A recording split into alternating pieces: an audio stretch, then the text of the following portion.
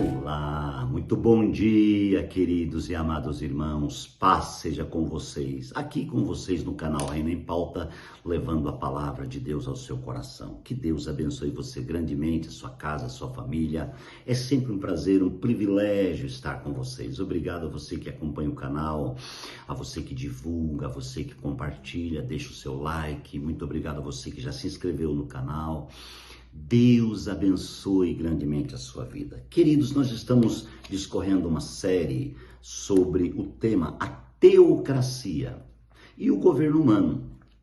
Teocracia é o governo de Deus e também tem o governo humano, que é aquele governo que parte do interior do homem, da sua alma, do seu intelecto, da sua mente, vontade, emoção. Aí então brota o governo humano. Esse governo humano, amados irmãos, ele iniciou quando o pecado entrou. Até então havia apenas o governo de Deus, né? E o homem era uma pessoa totalmente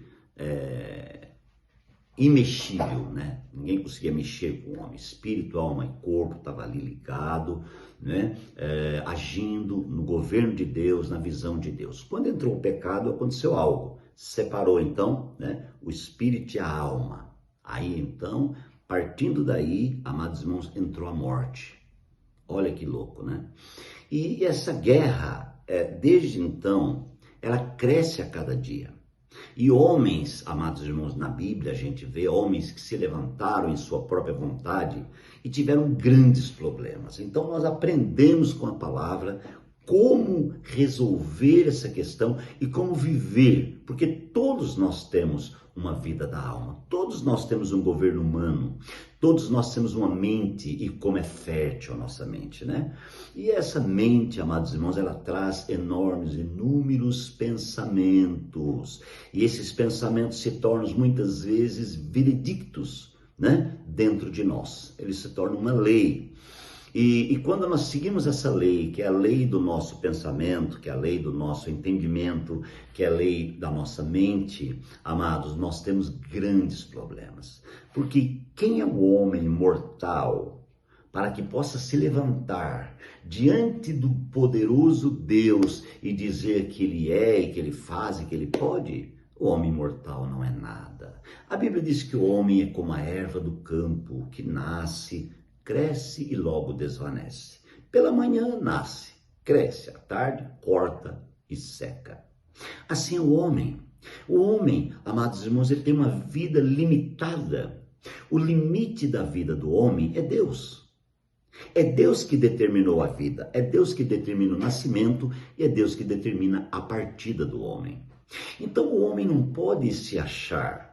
O homem não pode se levantar e achar que porque ele é um homem, ele pode, ele tem, porque ele tem intelecto, porque ele pensa, porque ele estudou, porque não sei o quê. Irmãos, e infelizmente o mundo está governado por esses tipos de homens.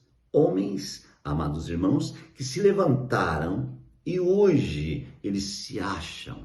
Então formou-se o grande governo humano. Esse governo humano, queridos, ele trava uma guerra contra o governo de Deus. Porque esse foi o pecado de Lúcifer, né? Ele achou que podia. Deus o criou perfeito, maravilhoso, e agora ele olha para ele e se acha. Então a sua soberba foi tão grande que ele se levantou contra Deus. E Deus o expulsou da sua presença. Então, a soberba, a grandeza humana não cabe diante de Deus. Por isso que a palavra é muito clara em nos ensinar acerca dessas duas coisas. Quem tem que predominar? Obviamente o governo de Deus. Eu preciso me submeter ao governo de Deus. Querido, isso não é religião. Isso não é ser religioso. Isso é entender. Se eu estou aqui é porque alguém me fez. Se você está aí é porque alguém te fez. Quem te fez? Foi nada? Não. Foi Deus. Não tem como alguém dizer eu não creio em Deus. Eu sou ateu, eu não creio. Como assim? Como assim? Não foi Deus que te criou? Não foi Deus que te fez? Quem te dá o ar para respirar? Quem te dá a vida é Deus. A Ele toda honra, toda glória e todo louvor. Muito bem, estamos falando então de Nabucodonosor, que se exaltou. Deus deu a oportunidade a ele, a chance de se arrepender. Ele teve 12 meses para se arrepender, mas em nenhum mês, nenhum dia ele se arrependeu. Então agora Deus vem tratar pessoalmente com ele. E no tratamento com ele, irmãos, e o decreto, o veredicto do sonho, a revelação, era que ele se tornaria como um animal do campo. E por 7 anos ele viveria como um animal. Gente, imagine você, 7 anos, um homem se transformar em um animal. Meu Deus do céu. É possível isso, sim. Aconteceu com Nabucodonosor. E ele agora come como animal. Ele vive como animal. Ele anda como animal. Sua aparência era como animal. A Bíblia é clara e fala disso. Tudo porque ele se exaltou diante de Deus. Tudo porque ele se rebelou diante de Deus. Tudo porque ele não quis entender e compreender a voz que Deus tinha falado a ele. Tudo porque ele achou que ele era.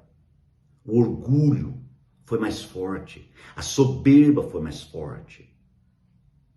Ele andou longe da humildade. Gente, a humildade nos leva à prosperidade, enquanto que a soberba nos leva à perdição. Gente, Deus está oferecendo uma oportunidade para mim e para você nessas reflexões dessa semana. E o que Deus está falando é que o governo de Deus ele é disponível e acessível. E o que Deus está falando é que eu e você podemos submeter ao governo de Deus e viver a realidade de um Deus na nossa vida. E então, irmãos, a vida se torna leve com a presença de Deus. Mas quando existe uma rebelião, um levantar, então fica muito difícil, irmãos, e agora não tem como fazer nada. Nabucodonosor ouve a voz de Deus e a Bíblia diz assim, ó, então cumpriu-se a sentença sobre Nabucodonosor, ela cumpriu imediatamente. Ele foi expulso do meio dos homens e passou a comer capim como os bois. Seu corpo molhou-se com o orvalho dos céus, até que os seus cabelos e pelos cresceram como penas de águia, e as suas unhas como as garras das aves. Ao fim daquele período, eu, Nabucodonosor, levantei os olhos ao céu e percebi que o meu entendimento tinha voltado. Então louvei o Altíssimo, honrei e glorifiquei aquele que vive para sempre. Aleluia.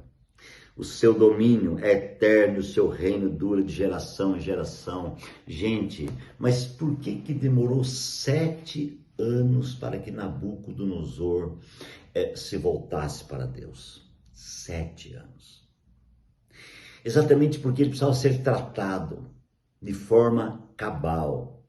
Muitas vezes nós não nos queremos ser tratados, não deixamos ser tratados. Passamos uma prova, uma luta e não aprendemos com aquela prova. Você sabe que a prova, ela tem um fim. O fim da prova é a aprovação. Da mesma forma, o que acontece com a nossa vida na terra, quando somos provados com lutas, com guerras, com pelejas, Deus está tentando nos aprovar. Toda aprovação que você está passando é uma tentativa de Deus em te aprovar. Seja qual for, doença, situação conjugal, familiar, seja qual for. Deus está tentando te aprovar. Se você for aprovado, você é bem-aventurado. Agora, se você não for aprovado, então vai intensificar a prova. O que aconteceu com Nabucodonosor foi exatamente isso. Deus falou com ele, avisou ele, lutou por ele, mas ele não deu ouvido. Então, tudo ficou intensificado.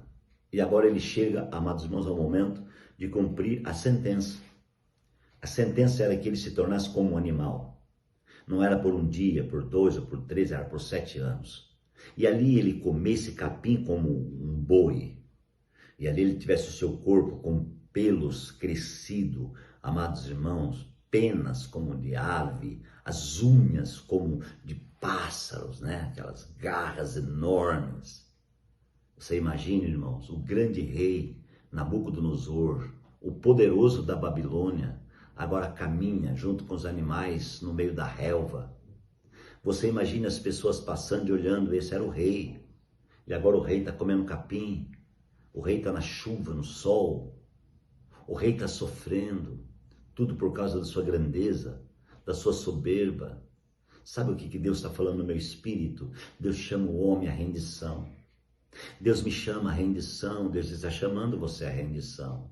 Deus está dizendo assim, eu te dou a oportunidade de render, eu te dou a oportunidade de voltar-se para Deus, eu te dou a oportunidade de viver uma nova dimensão de vida. Deus está dando oportunidade. Esse tempo, irmãos, o tempo da graça é o tempo de oportunidades. Junto com a graça entra o tempo do reino. Porque a graça, irmãos, nos leva, nos remete ao reino. A partir da graça, o favor imerecido, a cruz gloriosa, entra em nosso ser o entendimento reinante, governante. A partir desse entendimento, então, somos chamados todos os dias a nos render. É isso que precisamos fazer. Comigo agora você pode orar e se render. Glorioso Deus, muito obrigado pela palavra do Senhor, muito obrigado pelo Espírito do Senhor. Deus, na manhã desse dia eu quero pedir ao Senhor que venha com a força salvadora da sua destra, ministrar o nosso coração e nos levantar, Deus, abençoando abundantemente. Pai, é a nossa oração neste momento, em nome do Senhor Jesus. Para a tua honra, a tua glória e o teu louvor nós oramos. Amém. Que Deus te abençoe grandemente. Um abraço, um beijo. Fica comigo porque nós prosseguimos amanhã.